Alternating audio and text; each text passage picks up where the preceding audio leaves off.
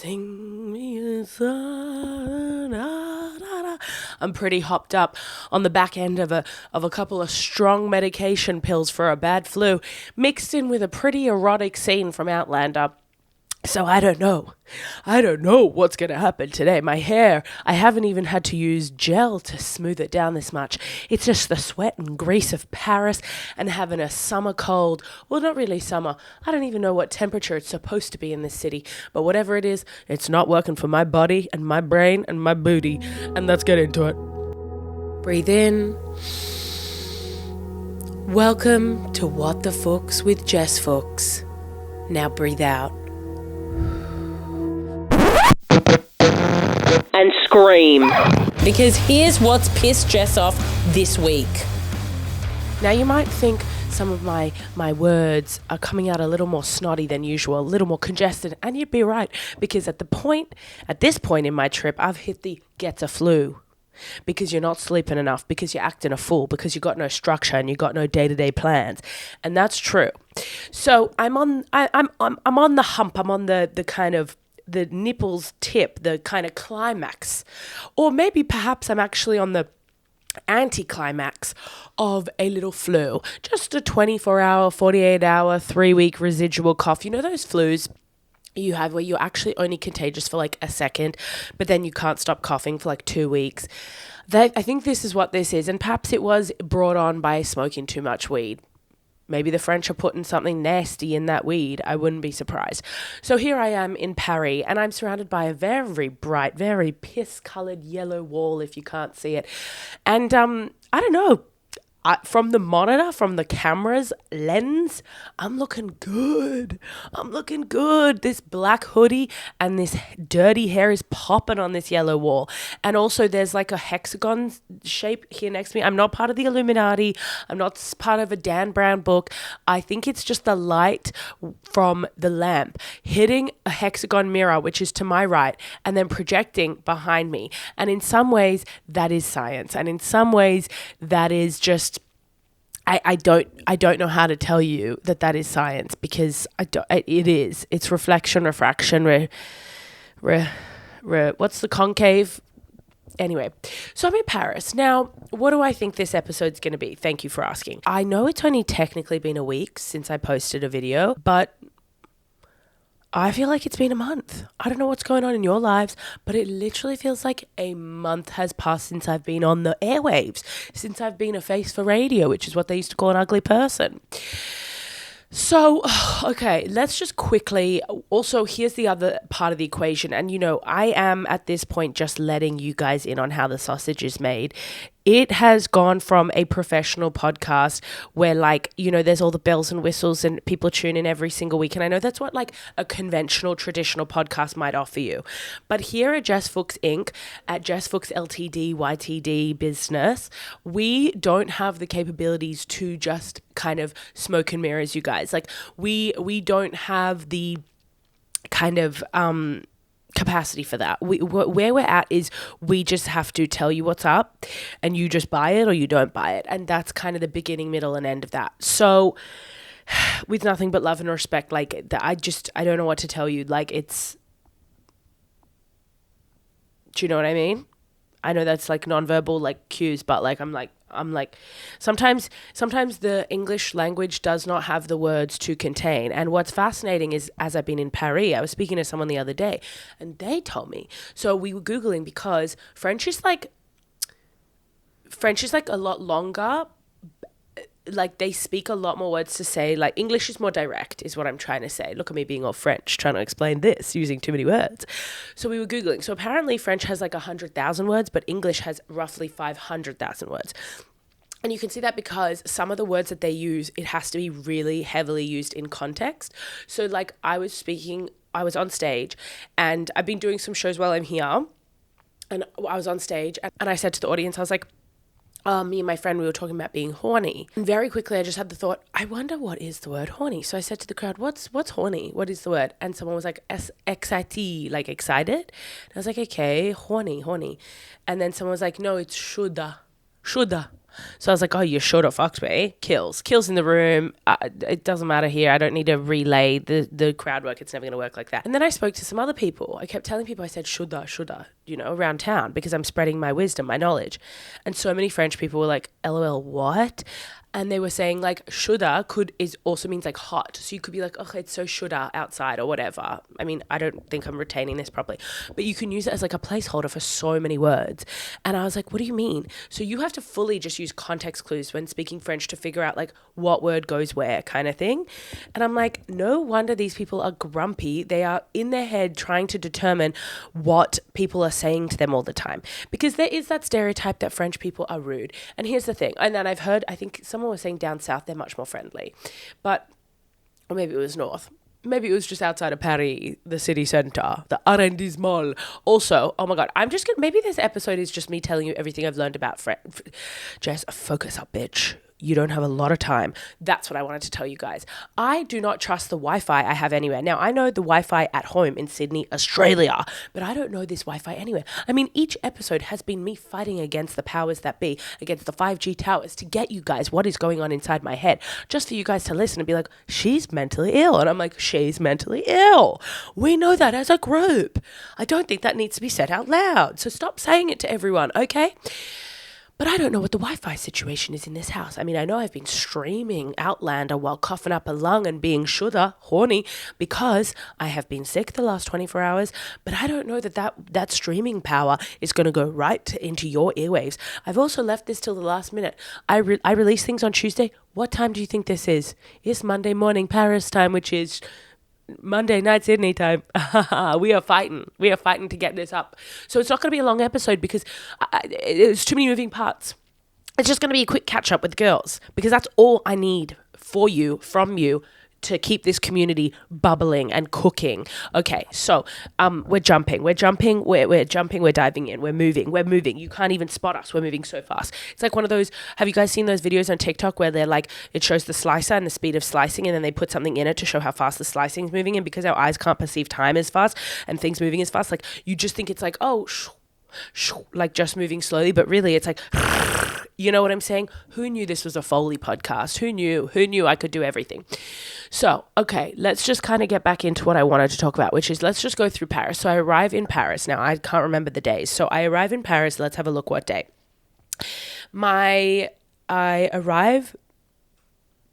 I must have arrived on Monday. Holy shit, it's only been a week. That is terrifying. So I arrive on Monday afternoon. I come to my appartement in arrondissement where am I? I'm in the third. And this is what I want to tell you. So Paris is very confusing to someone who's never been, or someone who's not in the know like me, an honorary Parisian woman after 1 week. Nay, 1 week, that's all it takes for someone like me to just become French.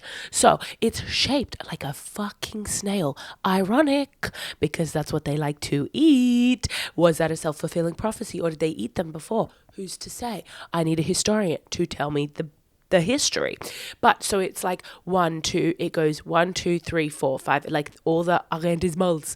Also, at first I felt shy about trying to speak French in a French accent, and now I actually don't give a fuck. Arrondissement, come on, she's from here. Maybe she's born with it. Maybe she was born in Paris. So it's kind of shaped like a snail. So it looks really random on a map, because you're like, why is the like third arrondissement next to like the 10th? And it's like, because it's shaped like a snail and it goes out. Isn't that just stunning? I think that to a lot of people that doesn't make any sense, but I think to me, knowing that they have a penchant for eating snail, I'm like, yeah, makes sense that you're going to shape your city like it too. So I arrived. Now, this yellow wall is deceptively, well, I don't know what it is deceptively. I don't know what it is, because let me tell you something, honey. We are sitting in about 1 square foot of space. We have our suitcase on top of other things. We have our clothes. I mean, it's a mess, but I wouldn't trade it for the world. I'm in a beautiful location. So I got here, put my stuff down, went to the shops, and I'm seeing an area that's like not super touristy. Although in saying that, everywhere in Paris is kind of touristy, is what some people have told me. And so I went to the shops. And what I love, so here's my test for if I seem French or not. I went into the shops, I got all my groceries, and the guy starts just running his mouth in French to me. And I had to say, oh, sorry, English? And he was like, okay. And I was like, okay. And then, so there's been a number of times where like people just approach me with English and I go, you look like an English woman today. And then there are other times when people just come up to me and they're like, shabba blah, blah, blah. And I'm like, okay, bitch, you look French as hell. And you do not wear a beret here. Don't you dare. People spit on your grave. Although I've heard people with a French accent wearing a beret, but I wonder if that's like they're outside of the snail. Maybe they're like in a different part of France. Who knows? Now, I do not have any sense of when I did the following activities in which order. However, what I will say is these are the things I have done. I've had 4 shows. All have been really fun. All have been really silly. They've been really nice audiences, very friendly, a real mixed bag. The people who go to comedy shows here are like people who are French who want to learn English and are like maybe taking an English course or just like whatever. And then pretty much everyone else have either been expats, like Australian English.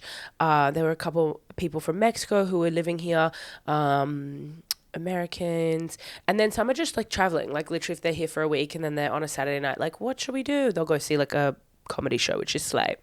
So they've been really fun and silly, and I've just been like kind of screaming and shouting. I haven't really spoken about too much French stuff because what I've noticed here is the comedians do a lot of like French people like this, blah, blah, blah, like that. And that's because it's English speaking. And I was like, whatever, I'll just tell you about having big tits. That's what I've been really focused on recently. And that's what you should be focused on too. Hey-o. Oh my God. Okay. So the other part of the equation I want to tell you is someone told me that here, so they're very formal, despite the fact that they don't have like a ton of words. They're very like formal in the way that they speak. So like in Australia, if you walked into a shop, you'd be like, hey, how's it going? Or you might be like, hello, how are you? Like there's obviously different ways to approach someone, and you can be more formal and you can be more informal. And obviously you're not going to walk into like, I don't know, Parliament House and be like, what's going on, cunts? So obviously we do have some standards in Australia, but they're pretty low. I'm not going to lie. Whereas here in this country, in this God-forsaken country, but it doesn't feel like it's God-forsaken, I'll say that. They are very formal with certain things. So like there's like we and we. We is yes, and then we is yeah, right? So that's not even that formal. But for example, my friend told me that people here say coucou. Coucou is how you say like hey, but you would never say it in a shop or to someone you don't know. You only say coucou to your friend. Okay? And I've been using coucou to anyone that will look at me, right, wrong, or neutral. And I've added in a little one. If you can't see me, I'm using like a hand pinch in the air, like a bird almost signaling. And I do a double hand. I go, cuckoo, cuckoo, because I just think it is so cute and such a fun way to say hi to someone. Like, cuckoo, you know what I mean? So I'm just throwing cuckoos out like it's my fucking job, bitch. And so I was on stage the other day and I said to the crowd, I said, cuckoo. And I was telling them, I said, someone taught me how to say cuckoo. And then there were some French people in the front who looked absolutely filthy with me. And I said, how do you say hi to someone? And they said, cuckoo. And I said, okay, are there any other greetings that you would use? Like if you were texting someone, would you cuckoo them? And she was like, yeah, cuckoo. Or I'd say hello. And so I heard hello, because she's saying hello, but I heard it, and this is my tourist brain, you stupid bitch, you embarrassing bitch. I heard her say it as like, ayo. So I said, oh my God, so you say ayo, A-Y-O, ayo. And she was like, no. And I was like, ayo. And then everyone, it was so funny because everyone as we were leaving was saying to me like, cuckoo, ayo. And I was like, this bitch is starting a new language. I do wish I could speak my own tongue with like my friends. I wish we had our own individual language. So when we're traveling, we can just speak shit. Because even if you think like, let's say we were in Sydney and speaking French, there are French people around. I think that our brains, when they put microchips in our heads, should come with like an inbuilt like alternative AI kind of language that is really specific to you and a friend, and like it can translate like it, you just can speak it to you and a friend. Do you know what I mean? Like I wish we were just like born with that knowledge. Like that would be kind of slay. I went on a River Seine cruise down the Seine. I love a cruise, and I know that boats aren't for everyone. I did a comedy show on a boat a couple of weeks ago in London, and I thought I was going to vomit. They put us in a green room at the very bow, if that's the end of the boat, whatever the end is, they put us there, and I was like, literally, I'm going to vomit when I go on stage. Toss up the cookies, like in Pitch Perfect, if you know what I'm saying. I did a river cruise. That was stunning. I got to see the Eiffel Tower, which I've been to many moons ago. When I was here when I was 18, I went to the Eiffel Tower on New Year's Eve because me and my friends didn't know what else to do. We were such tourists. And when I was 18, I know the internet was around and we had phones and stuff, but like I feel like we still use like a digital camera and stuff. God, why is my memory truly so atrocious? Like I actually don't know anything. I can't remember day to day. So, went down the river cruise Seine. Stunning, beautiful, got to see so many things. What else have I been doing? I've done a little shopping. I'm not going to lie to you girls. I've got to be honest. I am in the market for a suction bag.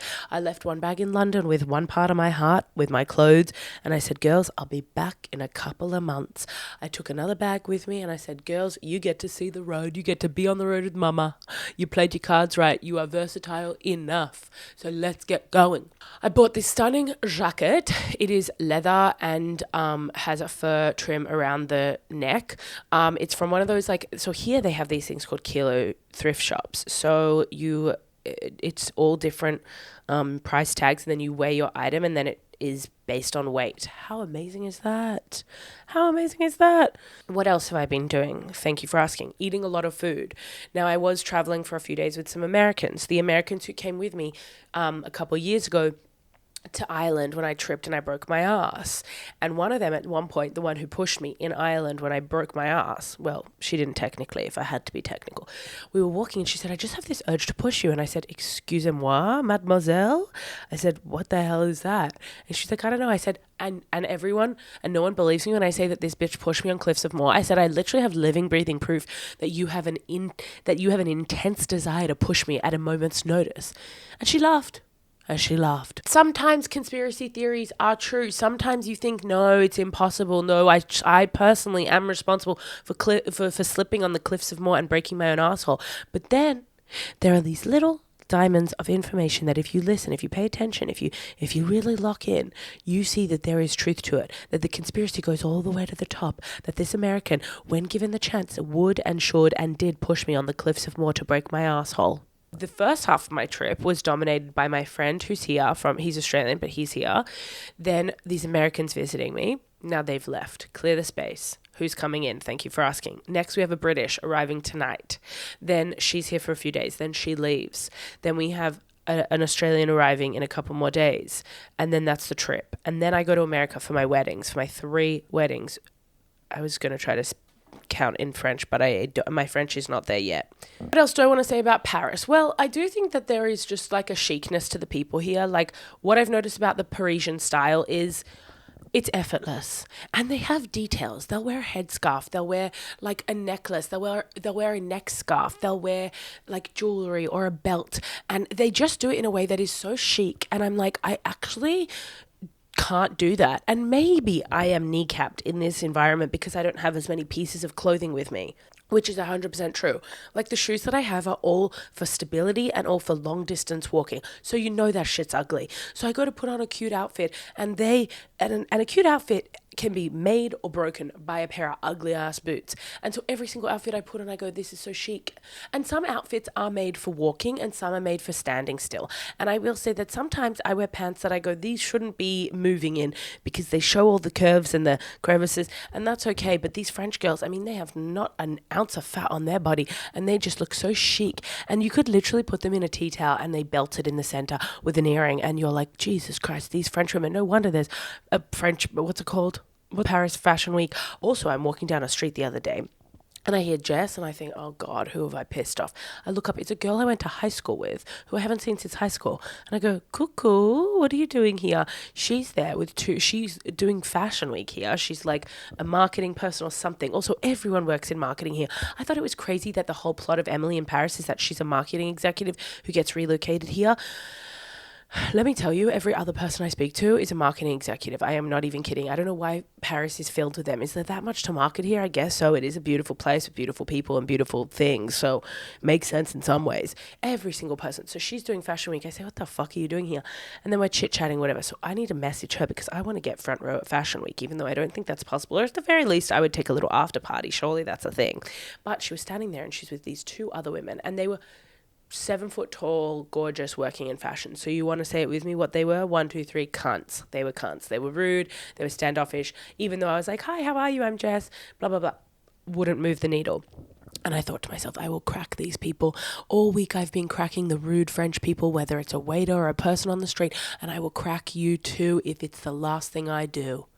And at the heart of it all, that is my problem, that I am petty and I am stubborn and I will crack someone to like me, whether it is the last, with every breath I have, even if it's a stranger on the street, if it is the last thing I do in my life, I will make sure you show a smile, show me a couple of those pearly whites, because I cannot handle people who just walk around and are miserable. There are so many people, not just here, but in general. You walk around stuffy faced, or you go to, like, my friends will always say to me, oh my God, wait staff are so nice to you. They're so funny and flirty and whatever with you. And I'm like, maybe because I'm just the only one who's like, literally when they go, good, how are you guys? I go, good, how are you? Because these people are ignored by the general public who just want service and want something. And I'll have a chat with them. I go, what's your favorite thing? Or blah, blah, blah. And then they, in kind, are kind to me. And people are like shook to their core. I'm like, I'm just literally speaking to them like a normal person. You're all ignoring them like they are literally a robot servicing you. So I'm standing there and I'm talking to this chick from high school and the two girls are just so rude. And then I just like finally cracked them. I was just like telling them about Coucou and they like were laughing and I was like, gotcha bitches, now job is done. I can keep strolling down the street. So I bumped into someone from high school, random.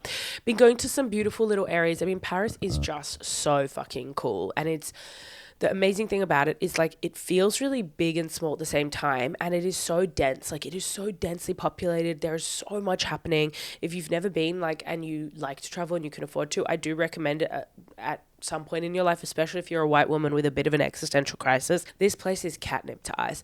Every single movie and TV show. I mean, I don't get it. I think Italy, or like maybe more specifically like Rome, or like a small Italian villa, kind of like a small Italian area, and Paris seem to be the two places that white women need to go when they have an existential crisis. I think when in a certain women go to India, like that is the stereotype that like white people go to India to find themselves. I also think you want to throw in another place that I want to say France, and I want to throw another place I want to say anywhere in Italy. Those three places seem to be like a real draw card, and I think it's different people who go to each. And yes, I have been to all. Yes, when I was 20 and I had a mental breakdown being like, what is the point of living in an existential crisis? My sister and I did book 2 tickets to India. Yeah, none of your business. Did I come back thinking I knew myself a bit better? In some ways, in others, not at all. And that's life. I think that you don't really ever figure out who you are in life. You just keep going till you die. And I think that sounds morbid, but at the same time, can you ever really figure out who you are? I think you can know what your moral standards are. Why are we talking about this? Why are we talking? There's a faint sound of an ambulance in the background, and it's coming to pick me up because I've gone insane. Okay. Yeah, that's my Paris update. Nothing's really making me mad here because I am a guest in a country that is madder than I am. And so I think in that way it neutralizes me. And I think that's kind of precious. And I think maybe for me, if I wasn't doing comedy in English speaking countries, like if I didn't want to be a comedian professionally in Australia or the UK, I think I would just pick my life up and move somewhere like here. Like my friend moved here and she's loving it sick. She's loving it sick. She's like kind of dating this guy. I met him. He's stunning, beautiful French man. She's got a beautiful apartment. She's having the best time. It's like, it is fucking awesome. And it is scary too. And she and I were discussing this. It is scary to obviously try something really out of the box, as in like, you know, you tick all the boxes of life of like you finish school and then maybe you go to get a job, or maybe you go get a degree and then you know, whatever. We all know what these milestones are. But to do something super different, which is like what she's kind of doing. She picked up in her mid-20s and she's just moved here. Like, it's just so slay. Like I said to her, I was like, it's so beautiful to see your life here. Like, it's so cool to see you speak a little bit of French now and you're learning more and you like have all these friends and you know your way around. Like, I always think when I get to a city and if I have a friend living there and they can just like be like, okay, come on, we're going to catch this train, and then they can like figure it out without needing to be like glued to their phone. I'm like, God, you're a fucking local and that's sexy, you know?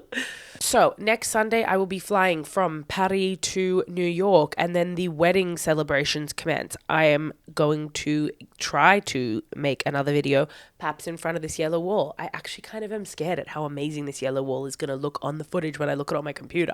If you've ever been to Paris and you have a recommendation, send it my fucking way. I mean, this was just a mishmash of thoughts and absolutely nothing. I mean, God, tell you someone's got ADHD. ADHD. I don't know that in French. They probably don't believe in it, and I like that.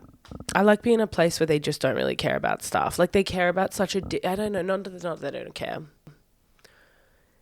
it's just so touristy, so you can find your way around, positive, but it's so different to like English, Australian, American culture because they just behave differently.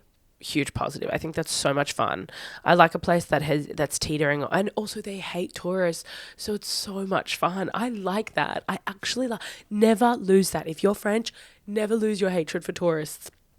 I don't mind that for a fucking second. Okay, now I think that's more than enough crazy rambling. I better get my little 1 square foot bathroom, bedroom, toilet, living room. This space is multifunctional. I better get my multifunctional space ready because my friend will be arriving soon. So, coucou for now, and I'll see you next week. Mwah, have a beautiful week.